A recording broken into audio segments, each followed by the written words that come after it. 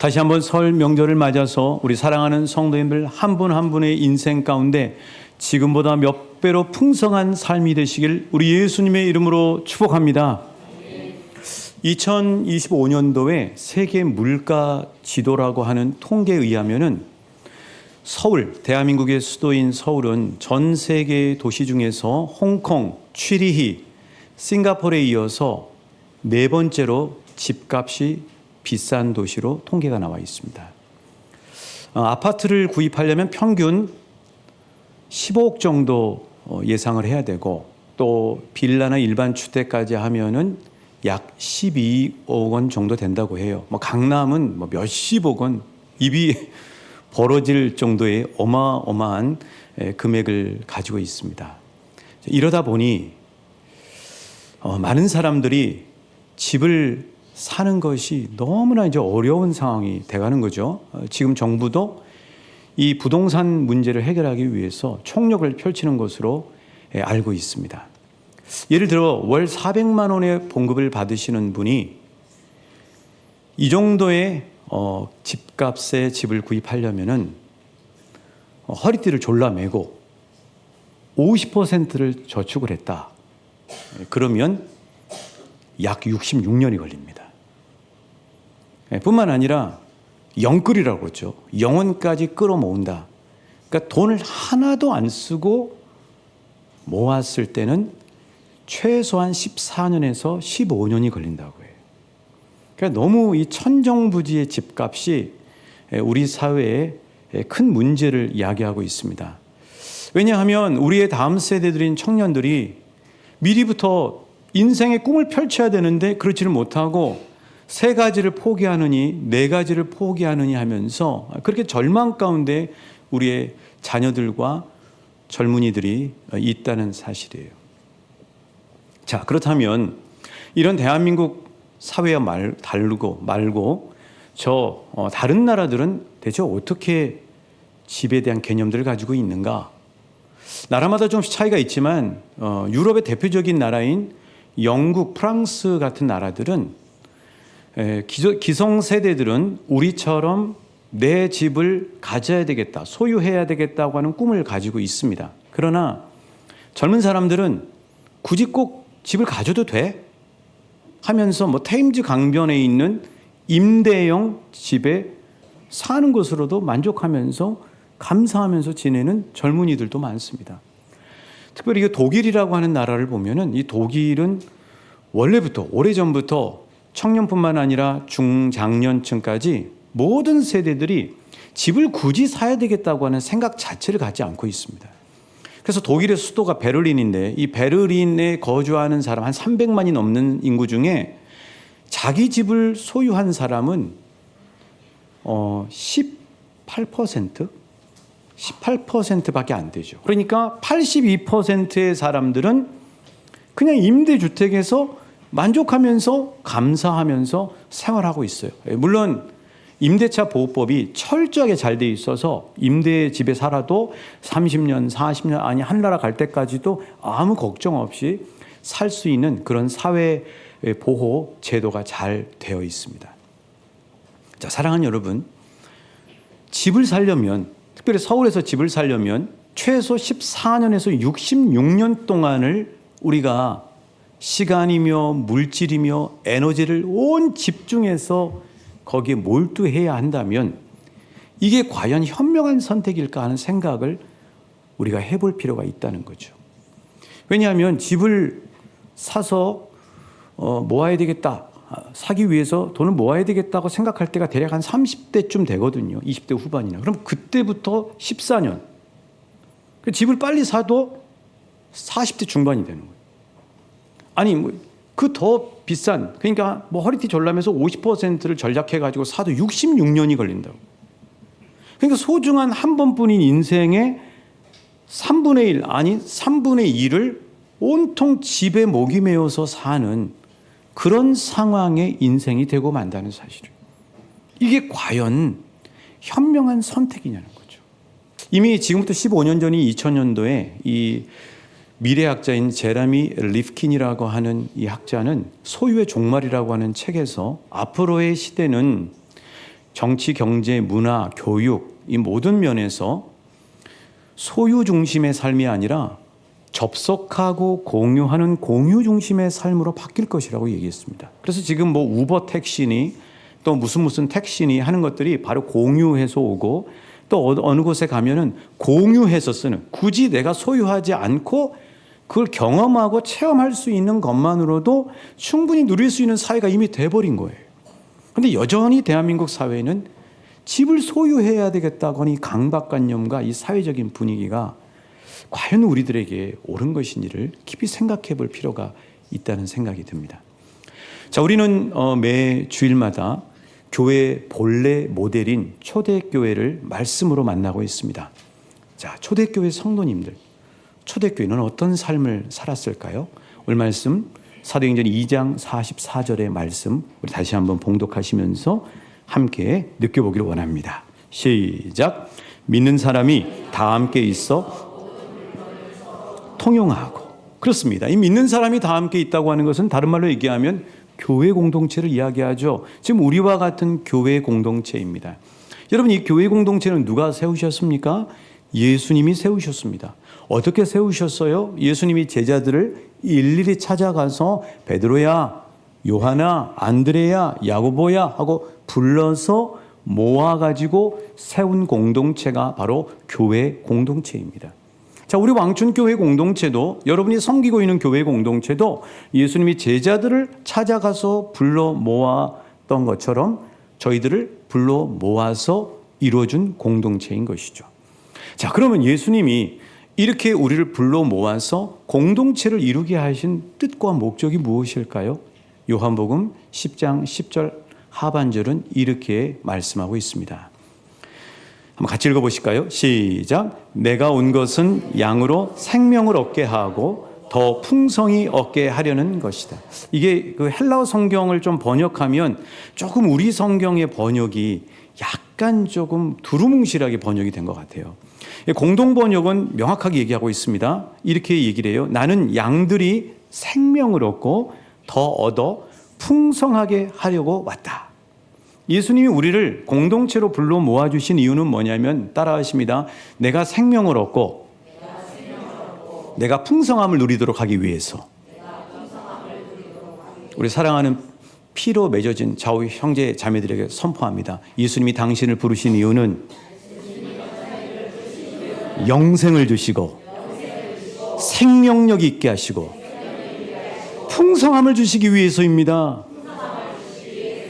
이 생명과 풍성함을 예수님 안에서 누리십시오.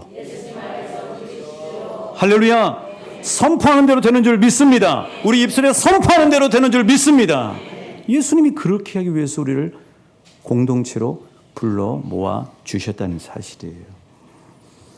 그런데 이렇게 우리가 생명력을 얻고 풍성한 삶을 살기 위해서는 우리가 반드시 취해야 할 자세가 있어요. 그건 예수님이 우리에게 보여주신 삶의 태도예요. 그게 뭐냐면 바로 오늘 주신 사도행전 2장 44절의 하반절의 말씀입니다. 어떤 말씀이죠? 한번 따라 하시겠습니다. 모든 물건을 서로 통용하고. 그렇습니다. 이게 없이 생명력과 풍성함을 누리기는 어려워요. 모든 물건을 서로 통용해야 된다는 거예요. 여기서 이야기하는 물건은 어떤 우리 눈에 보이는 물건, 돈, 음식, 물품 이런 것만을 이야기하는 것이 아니라 눈에 보이지 않는 정신, 마음, 가치 이런 것들까지 총망라해서 하는 그런 단어입니다. 자, 여기서 서로 통용한다고 하는 말은 다른 말로 얘기하면 공유한다는 말입니다. 함께 쓴다는 말이에요. 이 통용이라고 하는 말, 이 헬라어로 코이노스라고 하는 단어는 어떤 뜻이냐면은 더러워졌다 이런 뜻이에요. 깨끗하지 않다? 더러워졌다? 왜 더러워졌죠? 왜 깨끗하지 않을까요? 돈을 생각해 보세요. 여러분 이제 명절 복돈 준비하시려고 은행에 가셨죠? 은행에 가서 새 돈으로 바꾸시잖아요. 그거와 똑같은 거예요. 왜? 돈이 왜 이렇게 지저분합니까? 그 이유가 뭐예요? 막 구겨지고 그런 이유가 뭐예요? 많은 사람의 손을 거쳐서 공유되니까, 통용되니까 더러워진 거예요. 그러니까 우리가 예수님 안에서 생명을 얻고 풍성한 삶을 누리기 위해서는 어떻게 해야 되냐면 하나님이 우리에게 주신 것들이 많은 사람의 손을 탈 수 있도록, 많은 사람을 거쳐서 많은 사람이 함께 공유할 수 있도록 사용될 때 진정한 생명력과 풍성함을 누릴 수 있다는 사실입니다. 한마디로 이야기하면 소유 중심의 삶을 살았던 공동체가 아니고 초대교회 공동체는 따라하십니다. 공유 중심의 삶이었다. 공유 중심의 삶이었던 겁니다. 모든 물건을 서로 통용한다고 하는 이 말씀이 바로 생생한 고백인 것이죠. 예수님을 영접하고 만난 사람들은 반드시 인생이 소유 중심에서 공유 중심으로 바뀌게 되어 있어요. 이 대표적인 사람이 누구냐면 우리가 잘 아는 키가 아담하고 여리고라고 하는 도시에 살았으면서 지금으로 얘기하면 세무장이에요. 높은 사람이죠. 그 사람 이름이 누구죠? 삭개오입니다. 삭개오도 이미 예수님에 대한 소문을 듣고 있었어요. 그런데 어느 날 드디어 예수님이 우리 도시에 오신다는 거예요. 와, 예수님이 도시에 왔는데요. 구름대와 같이 사람들이 예수님을 쫓아다닙니다. 정말 그 예수님의 말씀, 또 하나님 나라 보여주심, 그분의 인자하신 사랑, 그분의 능력, 이런 것들을 보니까 사람들이 쫓아다니지 않을 수가 없는 거죠. 삭개오도 예수님을 보고 싶었어요. 그래서 어디로 올라갔죠? 예전에는 뽕나무였는데 지금으로는 돌 무화과 나무 위에 올라갑니다. 삭개오가 돌 무화과 나무 위에 올라갔다는 이야기는 영적으로 두 가지 뜻이 있어요. 하나는 따돌림 받는 인생이라는 거예요. 무리들에 섞여 있지 못하고 따로 떨어져 있는 거예요. 또 하나는 예수님의 눈으로 볼 때는 거만한 자리에 올라가 있는 거예요. 높은 자리에 올라가 있는 거라고요. 예수님이 그 구름대 같은 인파들과 함께 여리고의 거리를 가시다가 드디어 돌무화과 나무 아래를 지나가시는데 그 순간 예수님이 누구를 불러요? 삭개오를 쳐다보면서 부릅니다. 그리고 이렇게 말씀하세요. 삭개오야, 속히 내려와라. 내가 오늘 네 집에 머물러야 되겠다. 굉장한 횡재 아닙니까, 여러분? 예수님이 우리 집에 오신다고 생각해 보세요. 아주 부담스러워지기 시작합니까? 집 청소해야 됩니까? 예수님 그런 건 별로 중요하게 생각하지 않으실 거예요. 굉장한 축복입니다. 왜냐하면 삭개오는 실은 매국노였거든요. 세금 뜯어서 로마에 바치고 자기 것 챙기는 사람이었어요. 손가락질 받고 대표적인 죄인 중에 한 사람이 세리였거든요. 그런데 그런 세리인 자신을 예수님이 인간 취급해주고 감히 예수님도 요거도 드실 수 있잖아요. 저 세리 집에 갔다고, 저 매국노 집에 갔다고 그럴 거 아닙니까? 근데 예수님이 그의 집에 가시게 된 거예요. 삭개오가 어떻게 했을까요? 그냥 물 한 잔 드렸을까요? 돈은 넉넉하게 있죠? 있는 것 없는 거 양 잡고 뭐 마시는 거 다 동원해가지고 용승하게 잔치를 베풀었을 거라고요. 기분 너무 좋았겠죠.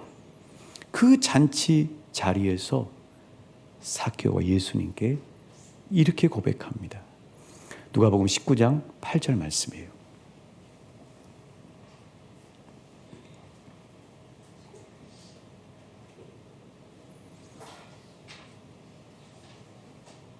같이 읽어보실까요? 시작. 삭개오가 서서 주께 여짜오되 주여 보시옵소서, 내 소유의 절반을 가난한 자들에게 주겠사오며 만일 누구의 것을 속여 빼앗은 일이 있으면 네 갑절이나 갚겠나이다. 삭개오가 바뀌었어요? 안 바뀌었어요? 그 전에는 어떤 사람이었어요?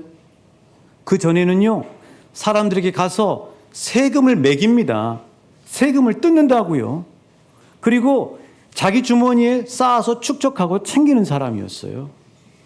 그게 자기 인생의 목적이었어요. 그랬던 삭개오가 예수님을 만나고 예수님을 영접하고 예수님을 믿게 되자 어떤 사람으로 바뀌어버렸어요? 소유 중심의 삶이 아니라 가난한 사람에게 나눠주겠으며 내가 세금을 과하게 붙인 사람에게는 4배나 더해서 다시 환전해 주겠습니다. 환수해 주겠습니다. 하고 고백하는 공유 중심의 사람으로 바뀌어버렸죠.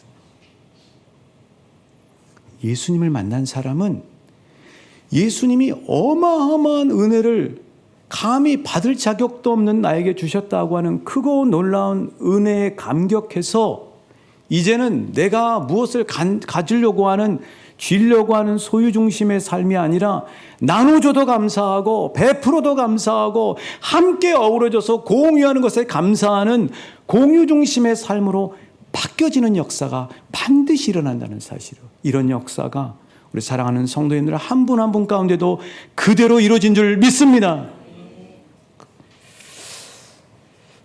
사실 예수님 당신이 공유의 삶을 사셨던 거죠.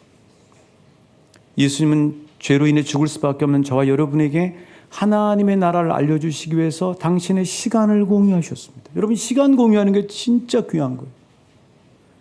당신의 마음을 공유하셨어요. 예수님은 따뜻한 사랑의 마음을 공유하셨어요. 예수님은 당신의 인생 전부를 공유하셨어요. 저와 여러분을 위해서. 심지어는 마지막에 십자가에서 죽으실 때까지 당신의 몸까지 저와 여러분을 살리기 위해 공유하셨어요. 그분의 피를 공유하셨고 살을 떼어서 우리에게 주셨고 뿐만 아니라 생명까지 우리를 위해서 내어 주셨다는 사실이에요. 그러니까 예수님 당신이 제자들을 부르기 전에, 저와 여러분을 부르기 전에 당신이 먼저 남에게 나눠주는 공유 중심의 삶을 이미 살았다는 사실이에요. 그렇게 해서 불러 모아진 공동체가 따라하십니다. 교회 공동체. 그러니까 왕춘교회를 비롯한 모든 교회 공동체들은 예수님의 공유 위에 세워져 있는 공동체입니다. 예수님의 핏값 위에 세워져 있고요. 예수님의 살 위에 세워져 있고요. 예수님의 생명값 위에 세워져 있고요. 예수님의 인생 전부 위에 세워져 있는 공동체가 바로 교회 공동체라고 하는 사실이에요. 그래서 교회 공동체는 시작부터 공유 중심의 공동체라는 사실. 이것이 세상의 모임과 다른 거예요. 세상의 모임은 소유 중심이거든요. 그러나 이 세상의 유일한 공동체 중에 하나, 공유 중심의 공동체 중에 하나가 무엇이냐면 바로 교회 공동체라는 사실입니다. 시작부터 예수님의 공유를 통해서 시작되었기 때문입니다. 자, 그렇다면 우리는 뭘 공유할까요? 먼저 우리 간의 공유를 해야 되겠죠. 예수 믿는 교회 공동체는 첫 번째 따라하십니다. 말씀을 공유합니다.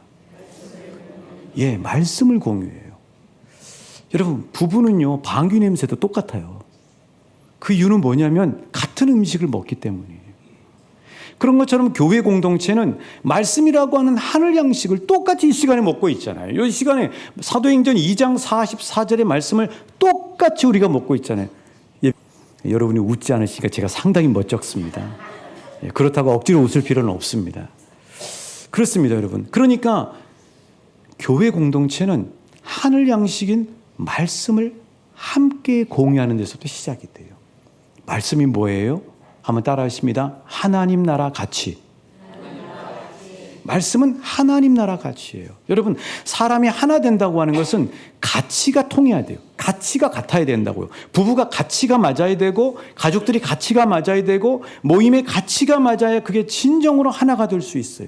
교회 공동체를 하나 되게 하는 그 가치가 뭐냐면 바로 하나님의 말씀인 거예요. 하나님의 말씀은 어떤 가치라고요? 하나님 나라 가치예요. 땅의 가치가 아닙니다. 하나님 나라 가치라고요. 하나님 나라 가치가 뭡니까?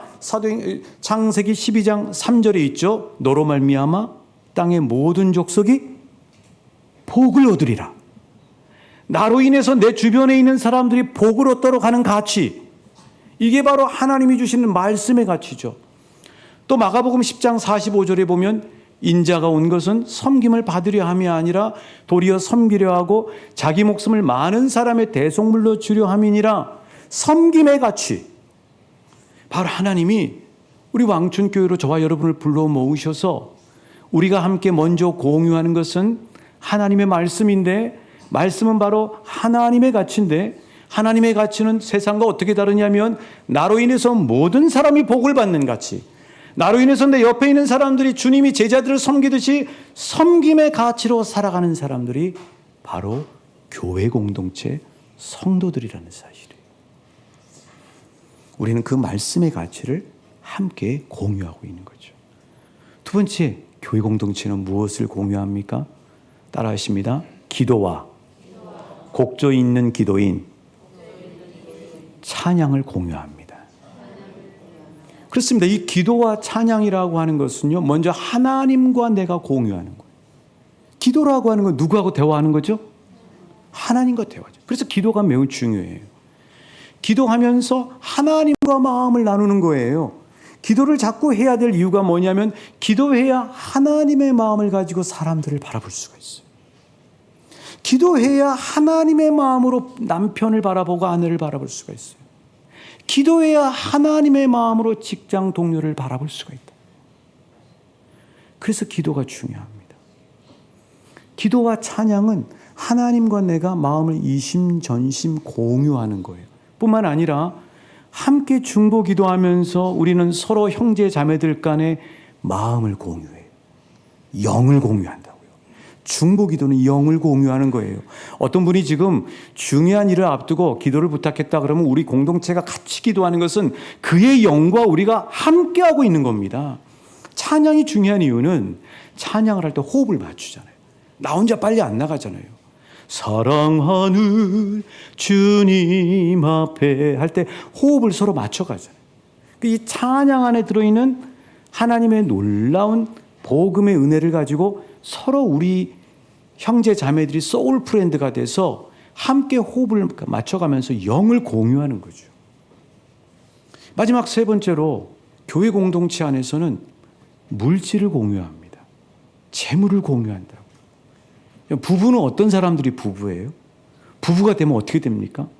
연애할 때와 부부는 어떻게 달라요? 같은 주머니를 사용하기 시작합니다. 같은 주머니를 사용한다고 하는 뜻은 뭐냐면 이제는 당신과 나는 하나라는 거, 한 몸이라고 하는 걸 이야기하는 거죠. 교회 공동체는 내가 드리는 헌금을 통해서 우리는 한 주머니로 함께 해외 선교하고 또 국내 선교하고 여러분들을 위해서 하나님 물질을 사용하는 거죠. 이런 공유의 역사가 우리 가운데 일어나는 것입니다. 그러고 난 다음에 거기서 끝나는 것이 아니라 우리 이웃들과 함께 이웃을 찾아가서 무엇을 공유해야 될까요? 따라하십니다. 예수님의 사랑. 예수님의 사랑을 공유하는 거죠. 여러분, 예수님의 사랑을 어떻게 공유할까요? 그들에게 말씀을 전할까요? 그들에게 기도하는 모습을 보여줘야 되나요? 그들에게 우리가 어떤 교회 안에서 하는 그런 걸 보여줘야 되나요? 아닙니다. 그들에게 친절과 선과 사랑을 베풀어 가는 거죠. 그러면 그들은 예수 아직 모르시는 분들은 우리를 통해서 예수님의 사랑을 느끼게 되어 있는 것이죠. 예수님이 저와 여러분을 위해서 시간과 마음과 물질과 몸과 또 당신의 인생과 피와 살을 나눠주셨던 것처럼 우리도 우리 형제 자매들에게 파송되어서 예배 끝나고 파송되어서 그들에게 우리의 시간을 드리고 마음을 드리고 물질을 드리고 내 인생을 드리고 내 몸의 은사를 드리고 함께 그렇게 하면서 공유하면서 예수님의 사랑을 전하는 거죠. 그게 새벽방 사역이고 그게 가브리엘 방문이고 그게 이번 주에 할 플로잉 실천이고 그게 우리가 하고 있는 이웃사랑 김장입니다. 이 이웃사랑 김장 밭을 한 번씩 둘러보면요. 작년도가 기적이었구나. 완전 돌밭이에요. 저기서 배추가 죽으려다가 살아나는 게 저는 기적이라고 생각이 됩니다. 저런 상태의 밭에서 우리가 김장을 성공했구나. 이건 하나님의 은혜구나. 하나님이 왜 우리에게 은혜를 주셨을까? 하나님이 기뻐하시는 일을 하니까. 놀랍게 하나님이 역사에 주시는 거 아니겠습니까? 그래서 우리 속담에 콩 한 쪽도 어떻게 해요? 나눠 먹는다는 말이 있잖아요. 사도 바울이 복음을 전하면서 예수님의 삶을 떠올린 거예요. 그리고 마지막으로 교회에 당부합니다. 사도행전 20장 35절의 말씀에 보면 이렇습니다. 한번 같이 읽어보실까요? 시작.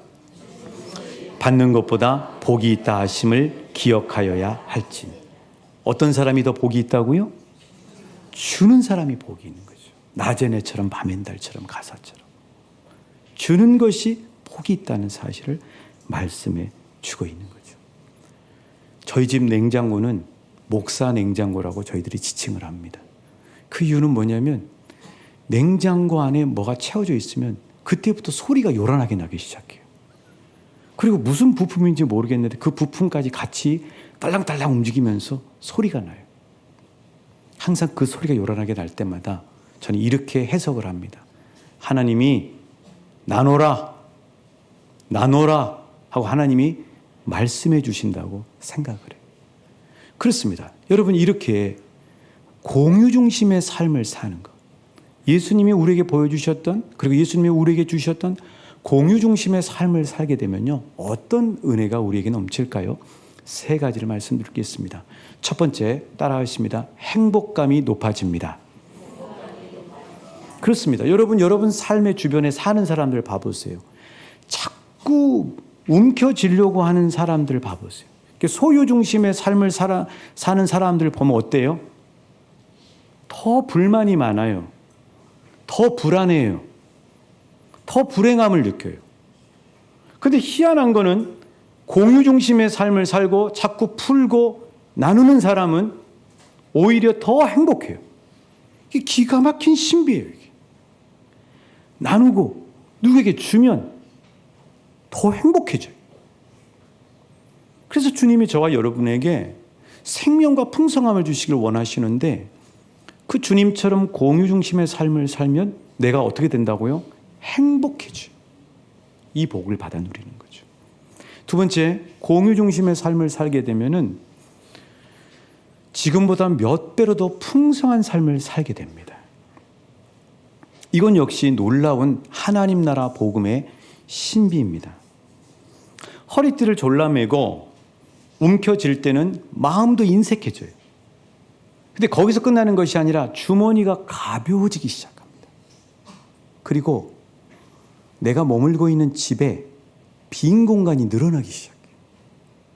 근데 이 반대로 공유의 삶을 살면서 허리띠를 풀고 손을 넉넉하게 풀고 이웃에게 섬기기 시작하면 내 마음은 천국처럼 넓어지고요. 뿐만 아니라 놀라운 사실이 벌어지는데 주머니가 두툼해지기 시작해요. 진짜 그래요. 그래서 그 맛을 아는 사람이 자꾸 흘려보내요.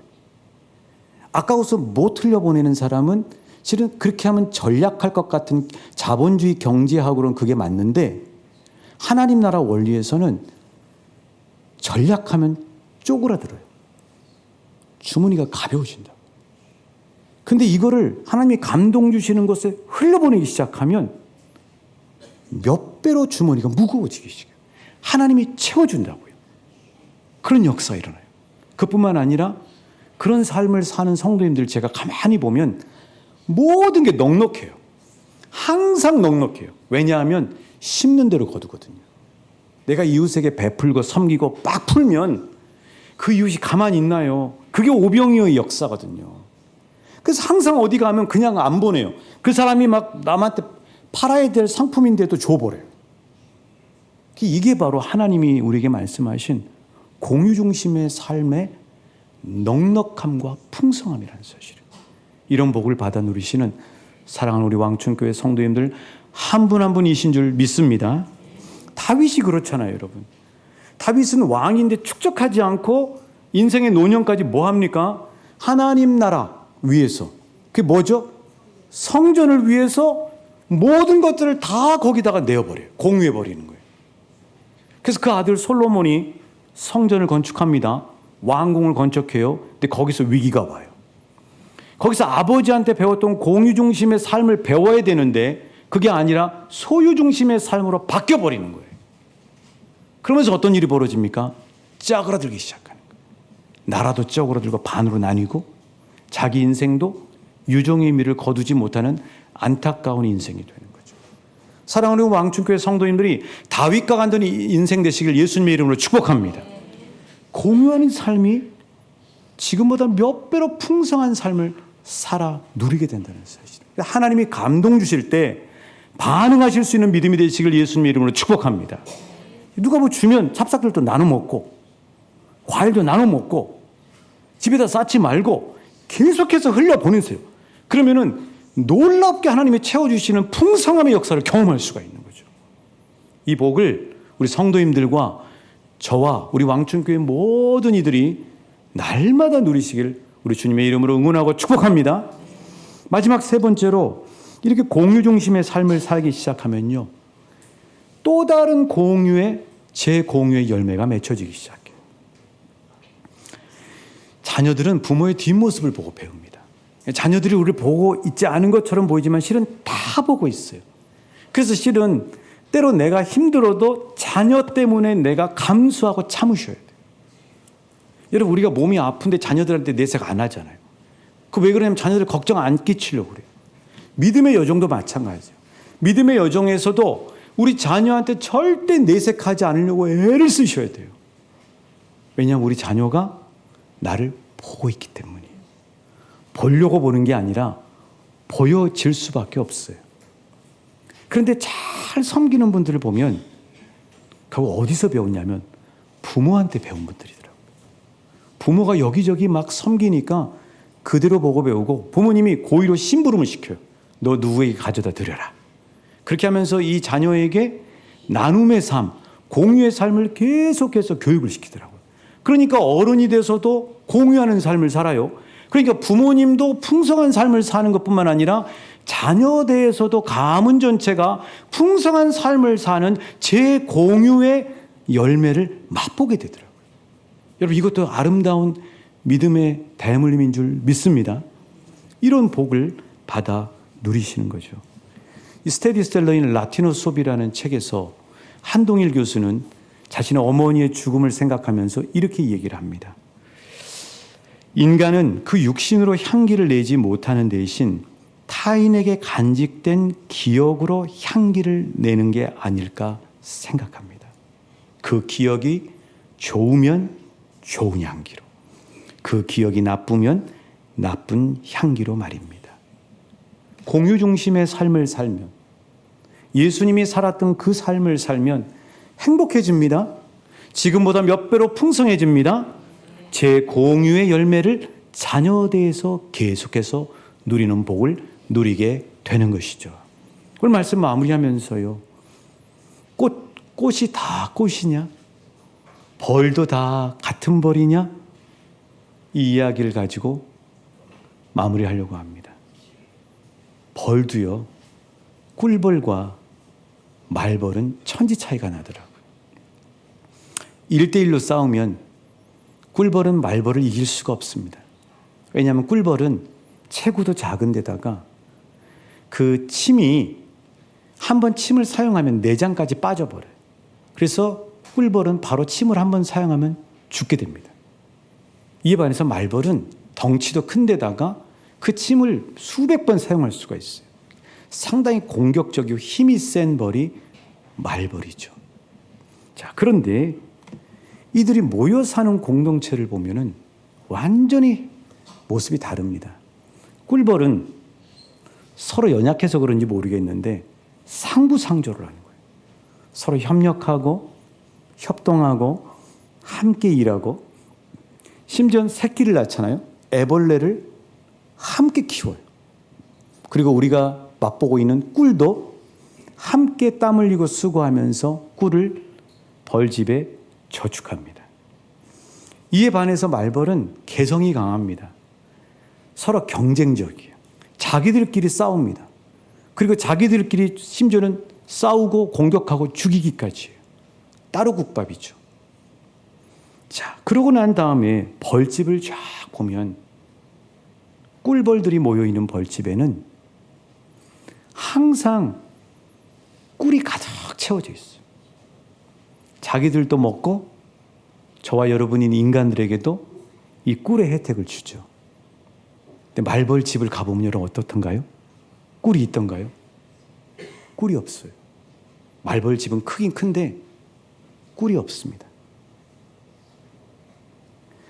저와 여러분이 몸담고 있는 가정, 모임, 학교, 교회, 심지어는 우리 대한민국이라고 하는 공동체도 꿀벌과 같은 공동체가 되느냐, 말벌과 같은 공동체가 되느냐가 있는 거죠.